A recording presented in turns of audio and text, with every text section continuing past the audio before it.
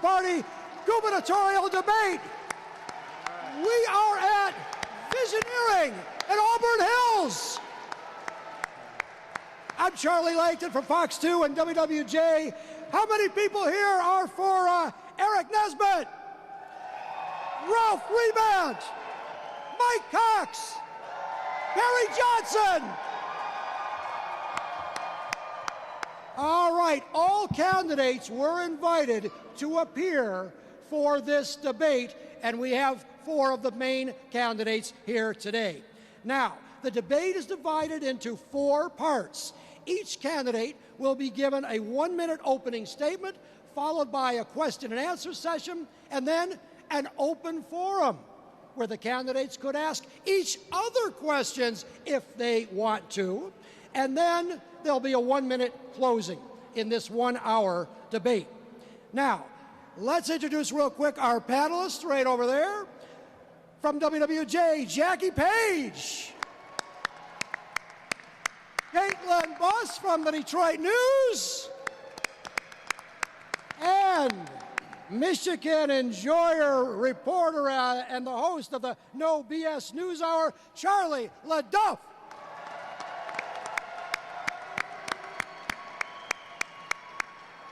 Now, lots were drawn before the debate to determine the speaking order, and Eric Nesbitt gets the first opening statement for 1 minute.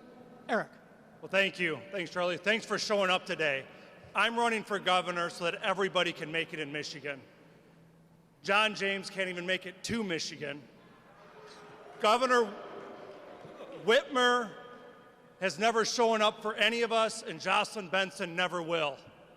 The last 8 years, it's been impossible to make it in Michigan. Higher taxes, higher costs, woke indoctrination of our kids, free housing for illegal immigrants.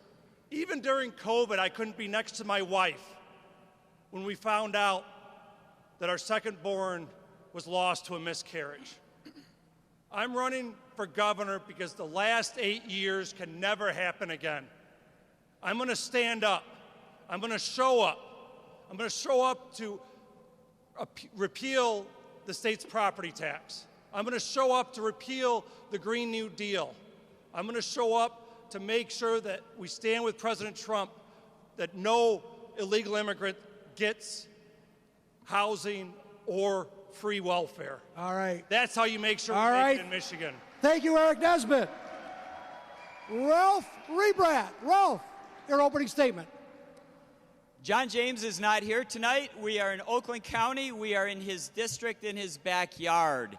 But you know, he's nowhere to be found in Michigan, and he's nowhere to be found in Washington, D.C. In fact, he has the worst attendance record of any current legislator in the Congress. If you look at the stage, folks, the reason why I'm running is because we have career politicians, we have millionaires and billionaires who represent various stages of the economy. None of them, listen, none of them have fixed Michigan. And tonight, they're going to ask you to support them and to vote for them and to keep that none of them going. I'm not one of them. As I run for governor, I'm running as someone who's been a public servant for 40 years, as a pastor, as a police chaplain. I have helped people in their toughest times and in their best joys. I know what the electric bill feels like. I know what the property tax bill feels like, and as your governor, I will make sure that everything that I say and do is with you in mind. Not the next election, but the next generation. Thank you, Ralph Reband. Mike Cox, opening statement. Thank you, Charlie. You know, football coaches tell you that the first ability is the ability to show up on the field. Right to my right, we have an empty podium for an empty suit who thinks he's entitled and won't be here to earn your vote. Do you like that idea? Absolutely not. At the end of the day, I'm the first guy who talked about eliminating the income tax to create prosperity and also replicate the Mississippi miracle that makes sure that my granddaughters are getting better education than the kids in my neighborhood in Livonia, Michigan. That's a moral stain upon our state. But we can't change it. We can't change it unless we have someone who can win, who's like President Donald Trump has won Michigan multiple times. And when I won, I did big things. I fought the utilities. I fought Blue Cross. I fought Walmart over food prices, and I delivered for the people of Michigan. I will do that again. When I'm your nominee, Republicans will win again. We'll be smart again. Our kids will be smart again. They will stay here again, and we will win again. Thank you, Mike Cox.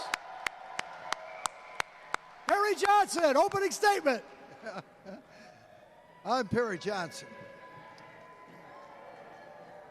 I have spent my entire life bringing quality and efficiencies to companies. That's all I've done for literally 35 years.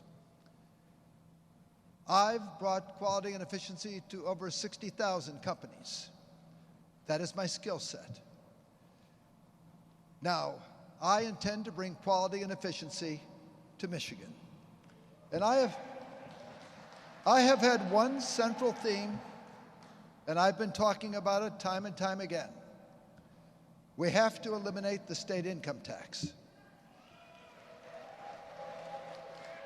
We have to reform the property tax.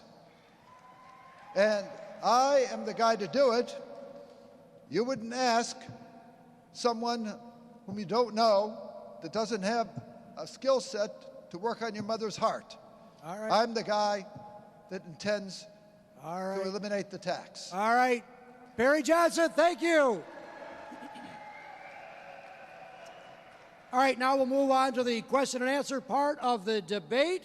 Again, lots were drawn before the debate to determine the speaking order, but let's have Charlie LaDuff ask a few of the first questions. Charlie. Thanks, Charlie. Full disclosure, I have hired Mike Cox as my lawyer, but not tonight, buddy. But you have that in common with President Trump, Charlie. Gentlemen, it's just a yes or a no, raise your hand or don't. A quick round because people don't know who you are. A lot of people don't know, and they're not going to your website. Question number one, yes or no. Have you any executive experience running a successful company? All of you gentlemen. Yes. Well, raise your hand. Raise your hand. Yes. Okay. Yes. Do any of you have elected governmental experience?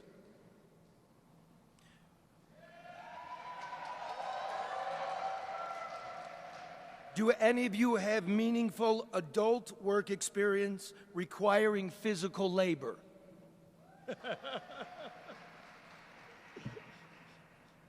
Do you have military experience?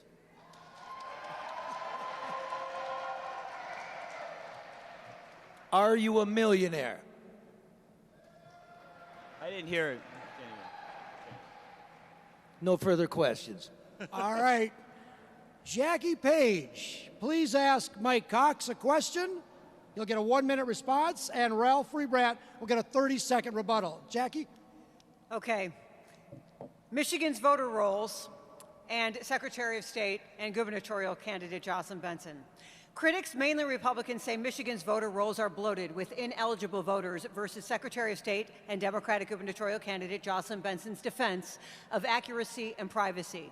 Lawsuits allege the state has not removed enough deceased or ineligible voters. Benson and the courts say that there's little evidence of widespread fraud, and Michigan regularly cleans its rolls. A major flashpoint is her refusal to give the federal government full voter data, citing privacy laws, while opponents argue transparency is needed, especially considering voter information has been sold to various institutions for commercial and marketing purposes. The exact numbers vary slightly by source and how eligible is defined, but the commonly cited figures are there are 8.4 million registered voters and 7.9 million eligible voting population. So on paper, there are roughly 400 to 500,000 more registrations than eligible voters. Given concerns about Michigan's voter rolls showing more total registrations than eligible voters, while the state says many are inactive records kept for legal reasons, what specific policies would you implement to ensure voter rolls are both accurate and up to date, and how would you balance transparency, voter access, and privacy protections in that process? Thank you. Number one, I would make sure Mike Cox and Tony Forlini get elected. Number two, Tony's my friend, but I would say, Tony, if you don't take care of that shit, you're not going to get any appropriations from the government. Number three, I would do what I did as Attorney General, which I would go after any phony, crooked election official as I prosecuted ballot harvesting clerks from eCourse and other cities. And as we've seen, ballot harvesting Benson has been trying to harvest for far, far too long. Number four, I would join with President Trump to seek those records for the Department of Justice to take a look at them along with the Department of Homeland Security so we could eliminate illegals. And number five, I would push and make sure that no one undoes my opinion, which stopped illegals from getting driver's license here in Michigan. All right, Mike Cox.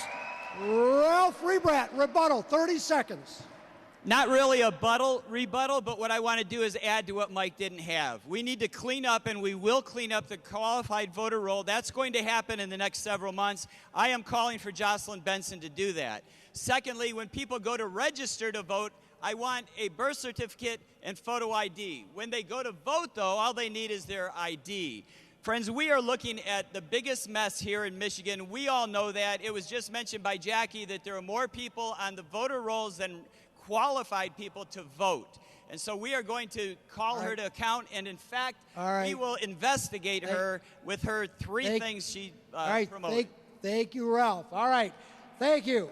Charlie LaDuff, please ask Perry Johnson a question, and Eric Nesbitt gets a rebuttal. Perry, did you know that the state of Michigan has more employees in Michigan than General Motors?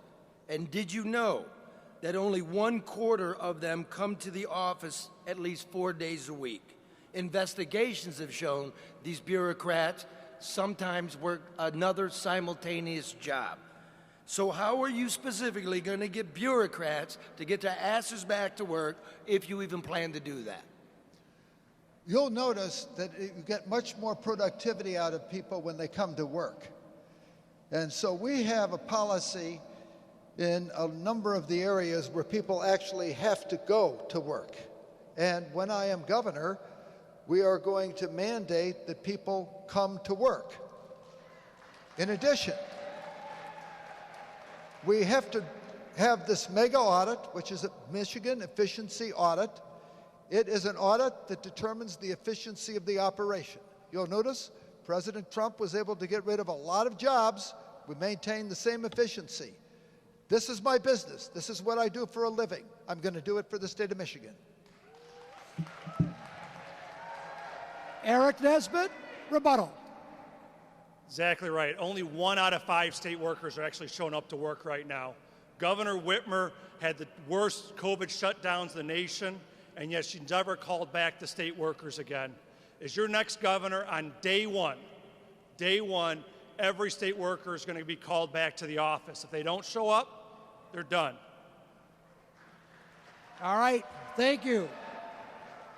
Caitlin Buss, please ask Eric Nesbitt a question, and Mike Cox a rebuttal. Okay. Eric, you've run a campaign closely aligned with President Trump's agenda, and we've had about 1.5 years of that now in his second term. Is there any line the president could take that you wouldn't be willing to cross?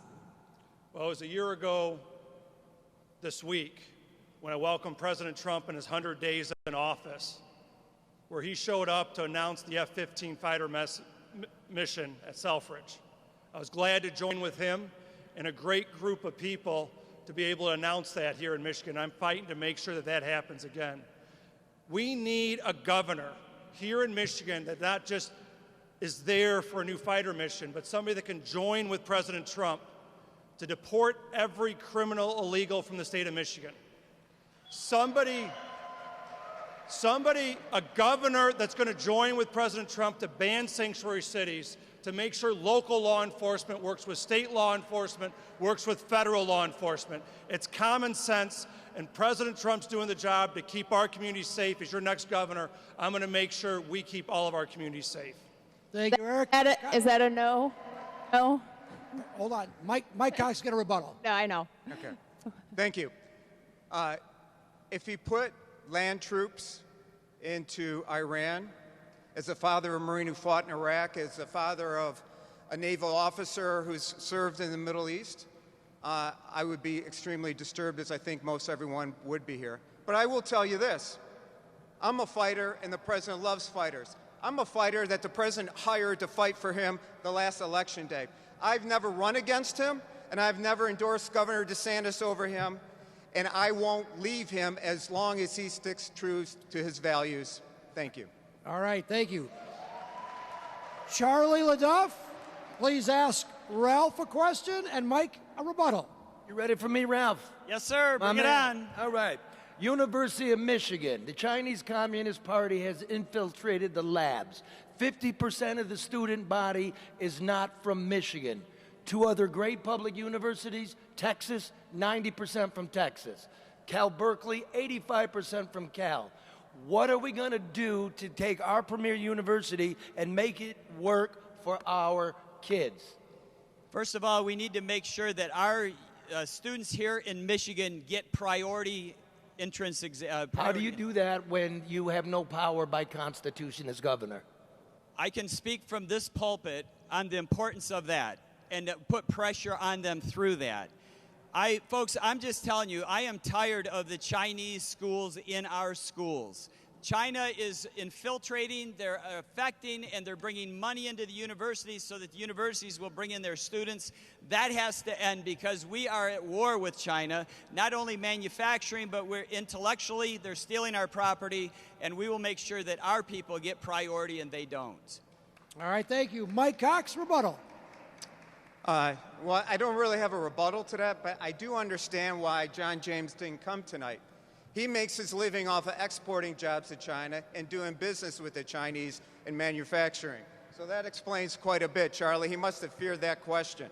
But in terms of the University of Michigan, I took on the University of Michigan and fought them for sexual assault abusers like I did at Michigan State, and I won. Here's what you do. The Constitution says that universities are separate and have certain powers, but we have the power of the purse. And as the power of the purse is the governor, there will not be an appropriation to the University of Michigan if they don't start standing up for Michigan students and put Michigan first. You, Mike.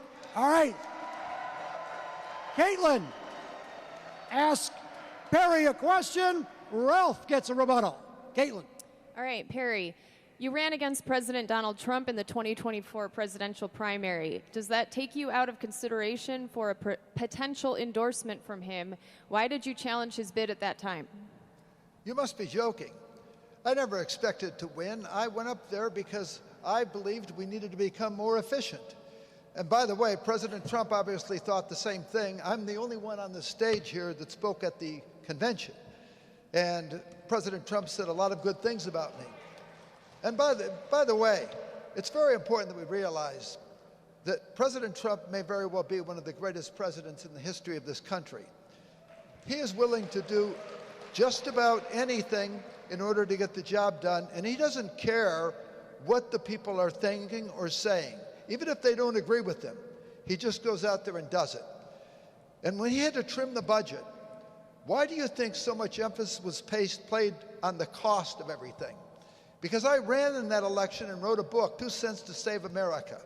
The basic principle that they followed all the way through in trying to cut expenses, I intend to follow in the state of Michigan. Because that is my business, that is what I've done. And I believe President Trump is appreciative of that, and I'm sure appreciative of him. All right. Appreciative of him. Thank you, Perry. Ralph, rebuttal. 30 seconds. 30 seconds. I love Perry. He's a nice guy, but when he said he was running for president and he wasn't really expecting to win, it makes me wonder, is he running for governor and not really expecting to win? Having said that, Perry, I love you anyway. Just wanted to throw that out there. But you know, the reality is Donald Trump will probably not get in this primary. I think if he's smart, he won't be doing that because, as we all know, he has been 0 for 15 in the last endorsements here in Michigan. And the word on the street from our team who works with Donald Trump, they said that he's not going to endorse. But it was a great question. All right, thank you, Ralph. Jackie Page, please ask Eric a direct question, and Perry gets a rebuttal. Obviously, we're mentioning the president's name a lot, but are you aware of his approval ratings right now, which are the lowest that they've been? And given the comments from President Trump suggesting a greater federal role in overseeing standardizing elections, raising questions about the balance of power under the U.S. Constitution, what is your position on federal government in election administration, and how would you ensure that any changes respect states' constitutional authority while maintaining election integrity and public trust, which, by the way, is severely lacking? Well, thanks, Jackie. First and foremost, we need to make sure the worst Secretary of State ever gets nowhere close to the governor's office this fall. That's the first. I've called for federal oversight of Michigan's elections because Jocelyn Benson, we just can't trust her. She continues to lose in court. That's why we filed lawsuits against her in 2020, and she lost several of those lawsuits. And now she's running for governor. And this is why I'm running, is to make sure she doesn't get anywhere close to it. And we have an opportunity this fall. We have an opportunity to pass a constitutional amendment that 750,000 Michiganders signed, many in this room, that does three simple things.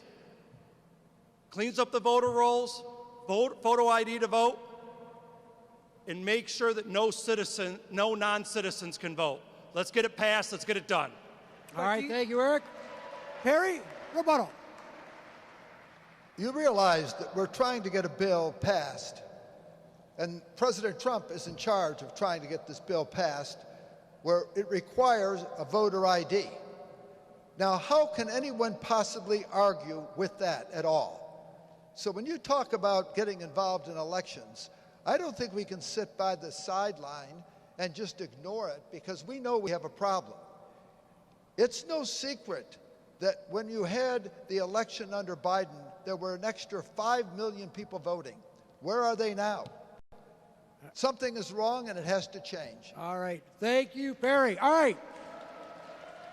All right. Now we will move on to the open forum part of the debate. That's where a panelist, or anyone, panelist, could ask a candidate a question. A candidate could ask another candidate a question. We'll have a nice, orderly discussion.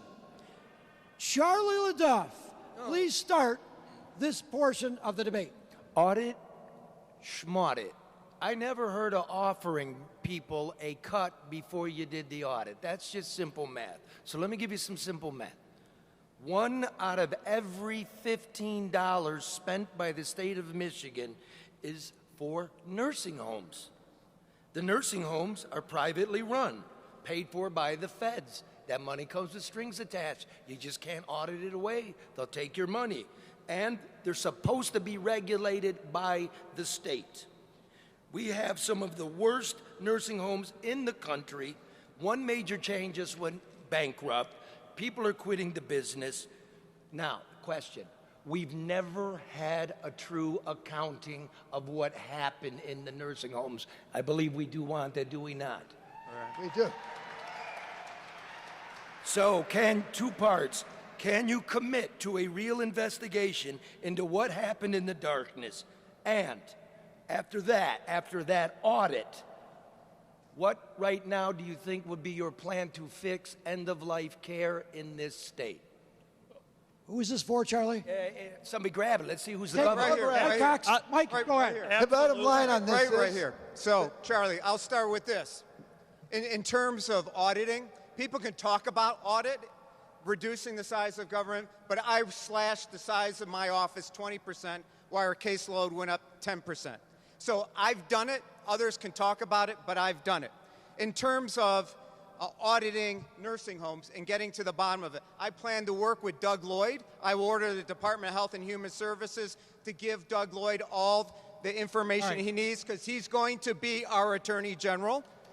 All right. And I'm going to make sure I work with him to investigate that. Again, I'm a guy who returned and sued and prosecuted Medicaid fraud and returned over $300 million to the taxpayers of Michigan. I've done it before, and I'll work with Eric, Brother Doug Lloyd. the bottom line on this, guys, is that if you really want to be able to determine what's wrong, you have to have a methodical process of going about it. This is my damn business. It's what I do. And why do you think companies hire us. They hire us because we can go in and make them more efficient. Now, when he talks about cutting, he's bragging about 20%. We have gone in the auto industry and reduced it by 40% and cut the cost of production by over half. I don't think reducing 20% is anything. Eric. Well, hold on. Hold on. He pointed me out. Okay, we'll let you come back. Wait a minute. We're going to die. Perry, If we do Perry. that, Hold there's on. going to be no chance. All right, hold on. Let's let Eric, I think he wants to say. What I do know is us fighting up here isn't going to win this fall. What I do know is that under Governor Whitmer's reign under COVID, the number of people that lost loved ones in nursing homes, the number of folks that had to say goodbye to their loved ones because of FaceTime. This is personal to me. I couldn't be next to my wife's side when we found out we lost our second born to a miscarriage because of Governor Whitmer and the Democrats in Lansing. And believe me, if we fight up here and don't take the fight to the Democrats this fall, we'll never get that accounting from Jocelyn Benson and the liberal Democrats in Lansing. That's why I'm running for governor, to make sure we get that accounting for. Ralph, real quick. Hold on. Go ahead. I'm sorry to hear you. He pointed to me. Go ahead. All right, Go ahead, Mike. Here's the reality. You can talk about reducing the size of government, but who's actually done it? No one has on this stage except for me. I've been in private business. It's a lot easier to cut. I grew up my own business after coming out of the office, and I gave good, well-paying jobs. You're talking about cutting jobs and sending them overseas. When you talk about quality control, what's that mean in a plant like this? That means let's reduce the amount of jobs. Let's send the jobs overseas. My brother-in-law works in the UAW. I'm from a union family, and when people talk about quality control, that's not about reducing the size of government. That's about firing people and sending jobs. All right, hold on, Mike. Barry, real quick, then I'll get Ralph. And by the way, we need a fighter if we're going to beat Duggan and Benson. Charlie, you got to rein him in. You got to rein him in. Go ahead. It's like wrangling my 3 sons. Are we doing another one? Okay. The bottom line is, I don't think we're going to be shipping the residents to China. All right, back to COVID. I want to redirect this to COVID. COVID was arguably the biggest thing that Gretchen Whitmer has had to deal with in her time as governor.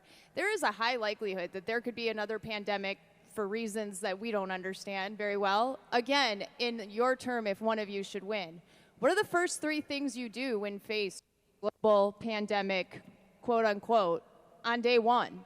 Well, the first thing you need to do is have... Ralph, go ahead. Thanks, Charlie. Appreciate it. The first thing we need to do is to have everybody understand you have constitutional rights. That's number 1.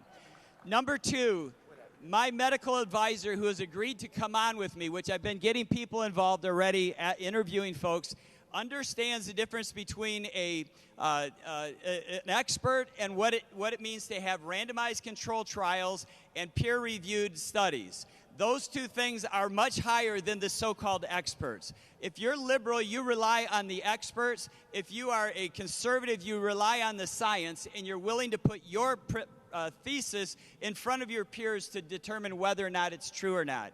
And so I would make sure that my medical guy who said that he would join me on this journey would be in charge because he's a smart man.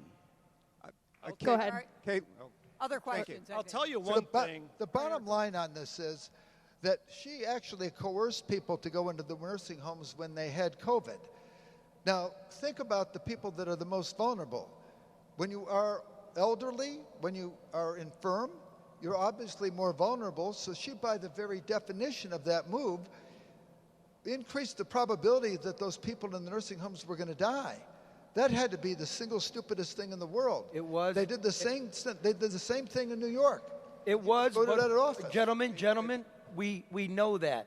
You're the guy that counts.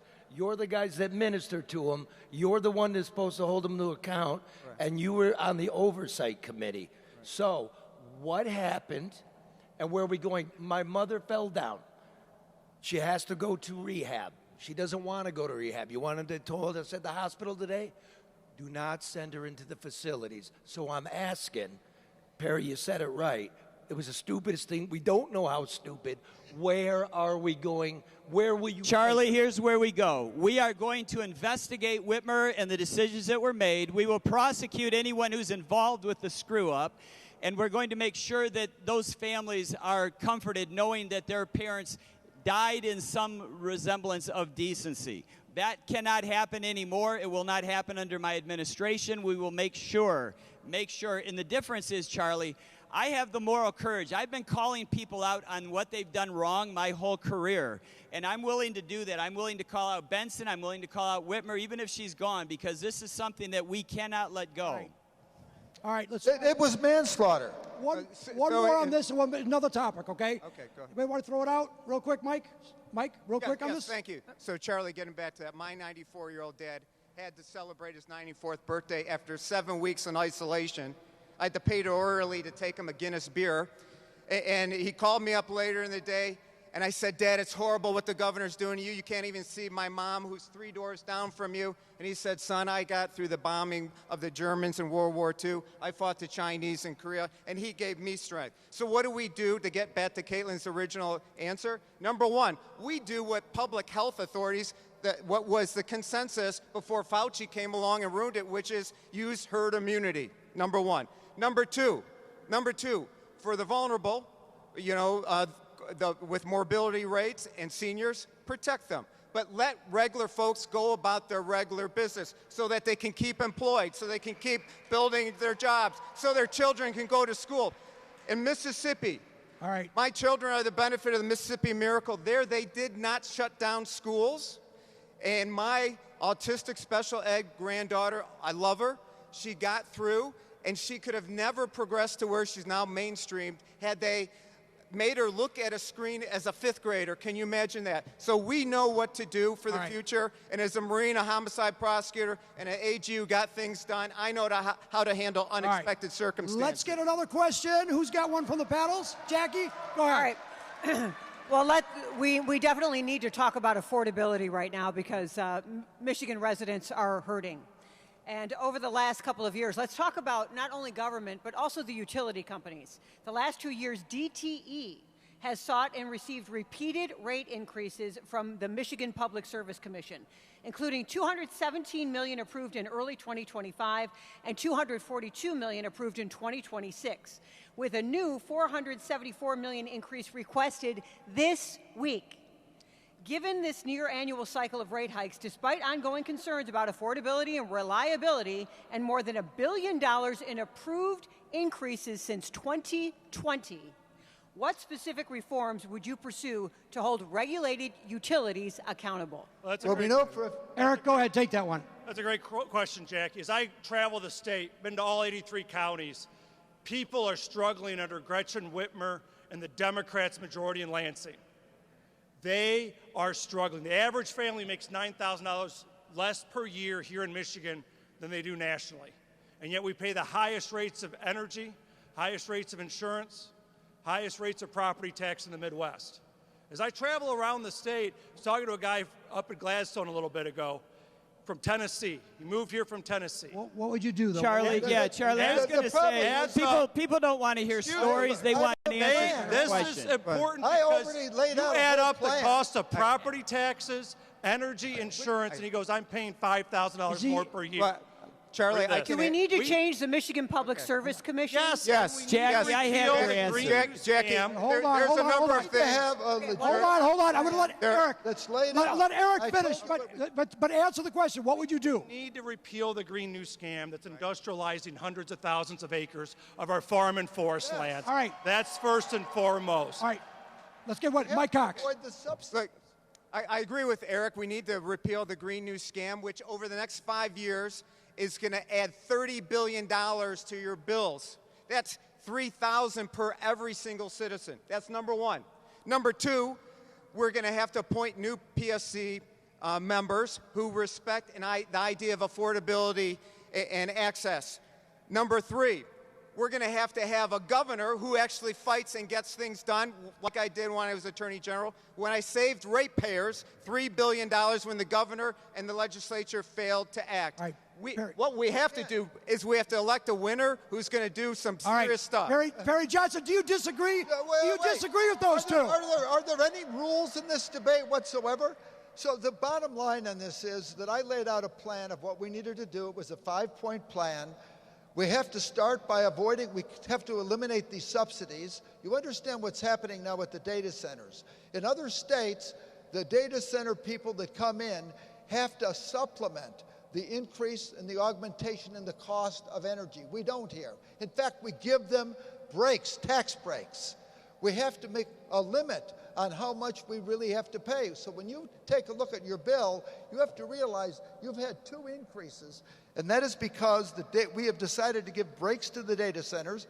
We've decided that they aren't going to absorb any of the additional cost. We have no cap on what can be spent. All right. We have to do all of those things. Ralph? I laid out a 5-point plan. Let me Ralph, go ahead. answer this. Let me answer this. Go ahead. Eric did not answer it. Mike at least said we'll replace the 3 people at the MPSC. Perry's just shooting in the dark. I'm giving Your you the problem, 5-point plan. We'll come back to you guys. We'll come Go ahead, back to Ralph. you. To answer your question, Jackie, we have a systemic problem in Michigan. The problem is business as usual. And when it comes to the MPSC, they are a 3-member appointed panel by the governor, which Mike is right, we need to replace them. But how do we keep the next Democratic governor from keeping that to happen? Here's the answer to that. The answer is this. We are going to make it a 5-member panel. We're going to put them on classes, so they're not all just replaced at one time when you get a new governor. There would be a 2-year plan, 2 are on 2 years, 2 others on 2 years, and then you get a 1-year plan for that person. Those people will have in a class, so they're not getting replaced every time you get a new governor. That will help protect Mike, the problem. 20 seconds and a new question. Go ahead. Okay, so Charlie, one thing we need to keep in mind, if you're going to get someone who's going to impact utility rates, the easiest thing to do is get someone who's done it before, me. But 2 things about this we need to talk about. It's affordability in our houses, and you look right here, energy costs drive jobs out of manufacturing facilities. So it's a twofer. It's necessary that we change energy policy here to protect you all at your home and to protect your jobs. Thank you. Charlie LaDuff. And they should. And by the way, Jocelyn Benson's husband shouldn't really be making $70 million for his commission on all of these sites. That doesn't make sense. Charlie? Everybody, I mean like everybody in Lansing takes money from DTE. Who up here is taking money from DTE? Eric Nesbitt, $700,000 for his reelection. That true, Eric? Is that I don't true? know what the amount is, but The League of Conservative Voters has said that he know, what I Ralph, hold on. Just stop. What I do know is I've raised millions of dollars for Republicans around the state. And what I do know is that I'm going to stand up and fight for our rights to stop the industrialization of hundreds of thousands of acres of our farms and forest land. And what I do know is I'm going to join with President Trump to make sure we're energy dominant. Did you take New money natural from... gas? What? Did you take money? Did you answer? Did he answer your question, Charlie? No. I answered it for him. I answered it You for know how him. much money you Somebody's got? turned this down. I raised money by the into way. my He's turning campaign down my accounts, microphone. like with anybody else. But All right. I have no idea what that is. I'm a conservative fighter that's going to continue to fight for our conservative values. All right. All right. So we've entered into data centers here. This is a big issue. Obviously, I think it's fair to say most of you don't believe that the state should be able to come in and tell a local community that they have to build this, et cetera, et cetera. We all understand that. But what is your, and I don't know who to start with here, but what is your economic competitiveness plan for Michigan if most of the communities, and right now there are 51 cities and townships that have enacted a moratorium on data center development, if that continues, is there any reason you can see overriding that? Especially as we're looking at the future, the generative AI market will be nearly $1 trillion by 2032. It's arguably the future. What do we do? Well, you have to recognize... There's no reason to overturn local authority. They should be industrial zones, no corporate subsidies. They should pay their full freight for energy. It should be lower cost for energy for folks like us instead of these big data centers. Big tech has enough money. What I want is benefits for us, not benefits for big tech, and that's not what you're getting out of Jocelyn Benson and Governor Whitmer. Mike? I have a 2-point approach. Number one, keep local control. If you want it, go for it. If you don't, don't. In fact, we have 70 data centers right now here. In fact, there's one in Southville that runs most of all the phones in Metro Detroit. Secondly, if you want a piece of the pie, you got to bake your own pie, meaning you have to build your own generation so you're not taking our generation, so our rates don't change and we get the accessibility we all need. Don't you agree with that? But Caitlin, you're absolutely right. AI is the future. We can't miss out on the future and stick our heads in the sand. So we have those two rules, and we make companies do the best deal. In Mississippi, where my daughter lives right now, Elon Musk is taking sewage from the Mississippi municipal thing, and he's turning it into clean water to generate cooling for his AI. Bottom line on this, data centers. You have to recognize that we are a haven of opportunity for the data centers, and recognize we will be the data center of the world, because we have a cool environment and they like it cool, and we have a tremendous amount of water. We have more water, fresh water, than any place in the world. In fact, our shoreline is greater than any spot. What about in the local United States. control? Local control. But we have to go and recognize, because of that, we have the advantage. There's no reason we can't charge them this premium instead of subsidizing, because they have every reason to be here. So you have to take advantage of that. And that's just good governance. So the bottom line in this thing is to understand that while we need the data centers, they're ripping us off right now, and we should not let them. Ralph, you want to weigh in? Yes, sir. Right now in front of the Michigan House, there's House Bill 4027, 4028. Greg Alexander from Sanilac County has proposed those. What they do is they would stop data centers, they would stop the windmills, and they would stop the solar. It would stop Lansing from telling local communities what they have to do. I would sign that bill in a heartbeat, because it is up to the local people to make the decisions. And when I'm governor, we are going to remove the power that Lansing has, that Governor Engler allowed to get cut out by gutting JCAR. We are going to give authority back, so there's a check and balance against the governor and against the legislature. All right, I'm not afraid of the check and balance. Question. Very interesting. Which reminds me, a prominent developer called me and said, "What about the Renaissance Center? Big, would hold a lot of equipment. It's on the Detroit River, and yet." Dan Gilbert, another guy that gives to everybody, is expecting this room to give him $333 billion. You know, the shame of that, Charlie, is in Detroit, where Dirty Dirt Duggan is, and the media is infatuated with him. They take property taxes from all the folks in regular neighborhoods, and they give it to people like Dan Gilbert to have abatements and take the money across 8 Mile into the suburbs. In terms of what you're talking about, absolutely. If we're going to put data centers anywhere, let downtrodden industrial communities bid on it, get the best deal, and choose what's best for their folks. That should include Detroit. All right, new question. Jackie? Or Caitlin? I got a taxes to piggyback if we want. All right. And then I want to make sure you get yours. All right, there's a lot of chatter out there about your tax plans, your economic proposals. I believe every candidate on this stage has proposed eliminating the state income tax entirely. I could be wrong, but that generated about $13.5 billion in revenue for the state last year, a third of all state funding in the annual budgets. A lot of that goes, or a sizable portion goes to the school aid fund. I'd like to hear specifics on replacing that revenue if you believe that it should be eliminated. The only way that we're going to be able to eliminate the state income tax without having additional tax is if you implement my mega audit plan. The only way this is going to happen is if you become more efficient. So when you talk about efficiency, you cannot shy away from how important it is. When I talk about my background, you must understand that that is what I do, and that is what I do every day. How do you know there's that much? So we need to do that in Michigan. If we do not do this in the state of Michigan, and we do not systematically cut back, we're hurting. But are we going to cut back $13 billion? Oh, I don't think that's a problem at all. Let me give you some examples, just to keep it in perspective. In 1 year alone, we overpaid Medicaid and unemployment to the tune of $11 billion.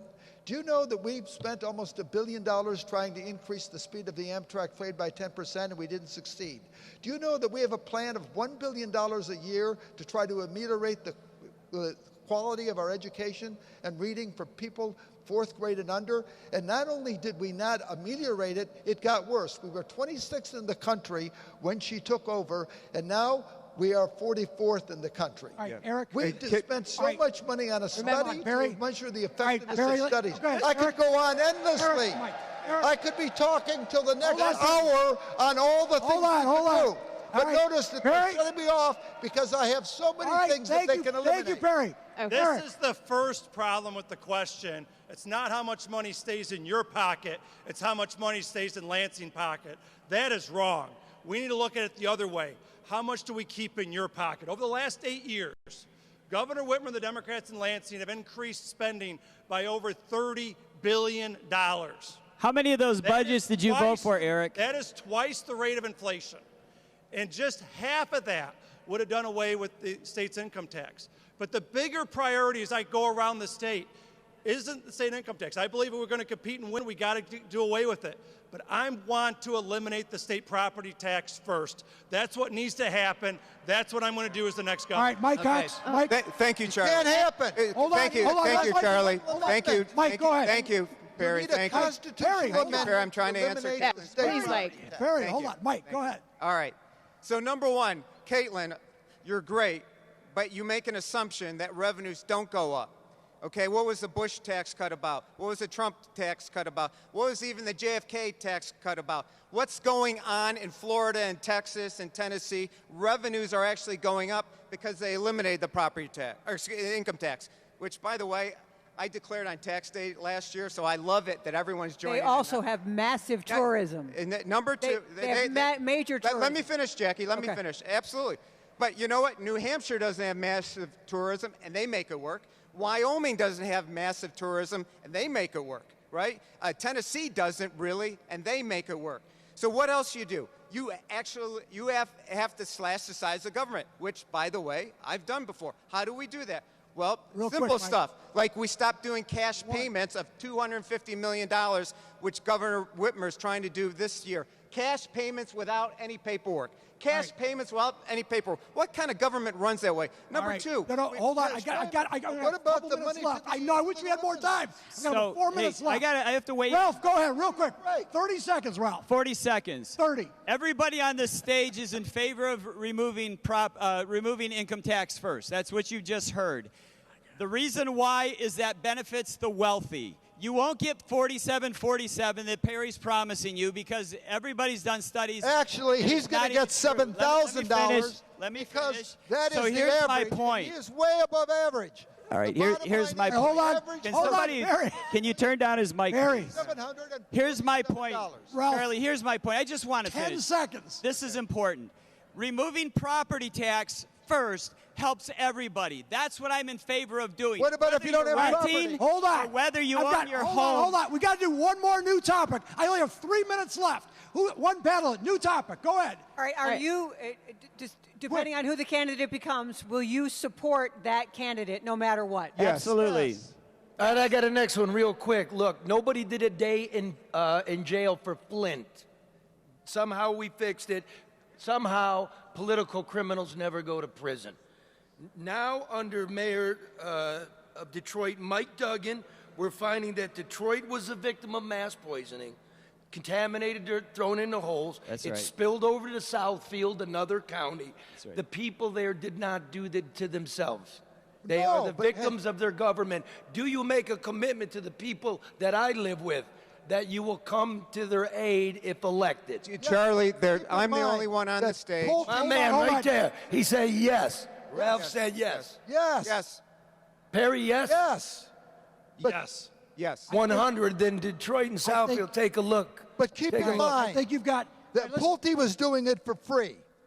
What happened is that there was a lot of commotion, so they ended up, and by the way, I'm glad you pointed this out, because we have all that zinc and lead and arsenic that was actually in the ground from the developers, from the builders. What happened, very simply, is Pulte was doing it for nothing. And that created a problem, so they decided that he was going to give this to donors to go and do. And the problem you have with donors is that then you owe them something. All right. Now, I have not collected a dime from anyone, and I All right. owe nobody. Mike, real quick. Yes, so really 10 easy, seconds. Charlie. There's no one here on this stage or on the other stages, the fake independent stage, who's actually prosecuted and sent someone to prison. I did that for 21 years. Murderers, embezzlers, and political criminals, and I'll do that again. Eric, real quick. As a farm boy from West Michigan, I understand the importance of clean air, clean water. My sister lives in the city of Detroit. And so it's personal to me that making sure that folks that have done corruption and have stolen from the government or stolen from the people actually go to jail. All right, real quick. We've got like 1 minute left. If John James is the nominee, would you support him? And how much would you support him? Eric. I expect to be the Republican nominee. I will support the Republican nominee for governor. Mike Cox. That's a hypothetical that will never, ever happen. I Harry will support Johnson. the nominee, though. If you're the nominee and you get elected, I'll support you. Any Republican here, I support. Ralph. Yes, I would support John, but I don't think he has a chance in the dark to win. All right. That will conclude the open forum. Thank you. I appreciate that.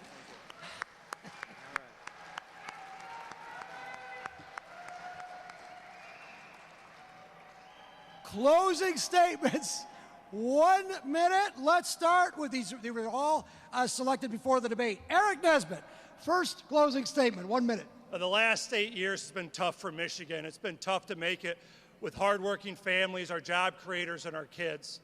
And we have a decision to make this year. Do we continue down the status quo? Do we just tweak along the status quo? Or do we actually stand up? We actually say that we're going to repeal the Green New Scam to lower the cost of energy and become energy dominant again? Do we actually take a flamethrower and a torch to the bureaucracy in Lansing to make sure that we get the power back with the people again? And do we actually take the wokeness and the DEI crap out of our schools to make sure our kids are learning again?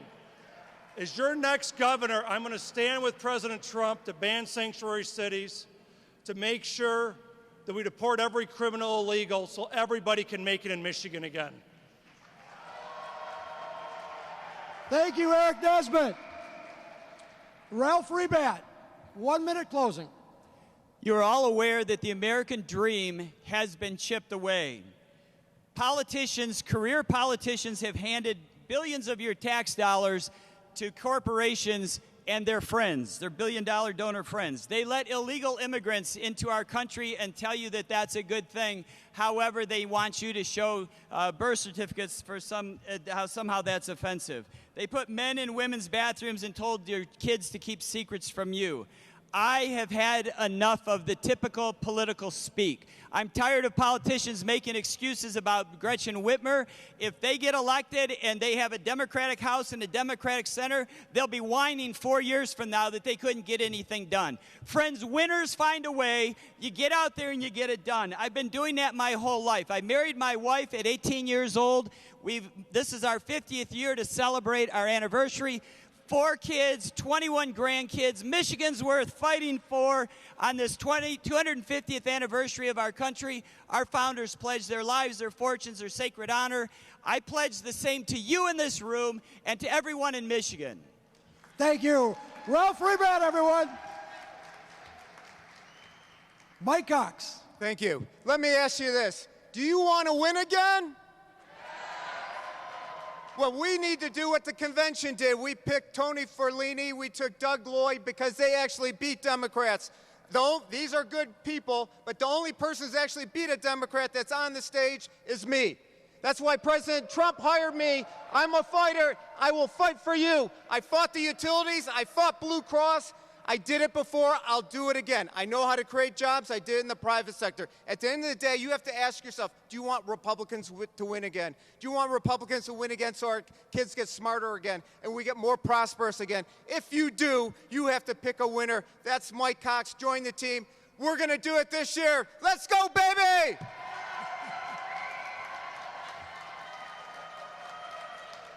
Thank you, Mike Cox. All right, Perry Johnson. Well, I am the quality guru, and I intend to bring quality to the state of Michigan, and I have one basic theme. We are going to eliminate the state income tax, and we are going to reform the property tax. I wish I could eliminate the property tax overnight, but I can't because it takes a constitutional amendment, and that's an effort. I'm going to do that without increasing or eliminating anything. I won't have to increase taxes because of my mega audit, which I lined out what to do. It's what I do all my life. It's what my companies do, 60,000 companies all over the world. I believe that this is something that is necessary. John James isn't here because he's a liberal and he doesn't want to be attacked by the conservatives. He is the only guy on earth that we had in the state of Michigan that actually voted for the kill spot. That means with the kill switch, you understand, shuts off the car just like they do in China and controls your life. Well, that is not something we can do. Bottom line on this is, I say, $47.47, that's $4,747 every year to every family in Michigan. Let's do it. All right, thank you, Perry Johnson. That will conclude tonight's debate. First of all, thank you, candidates. Thank you, panelists. And thank you here at Visioneering. And most importantly, the Oakland County Republican Party.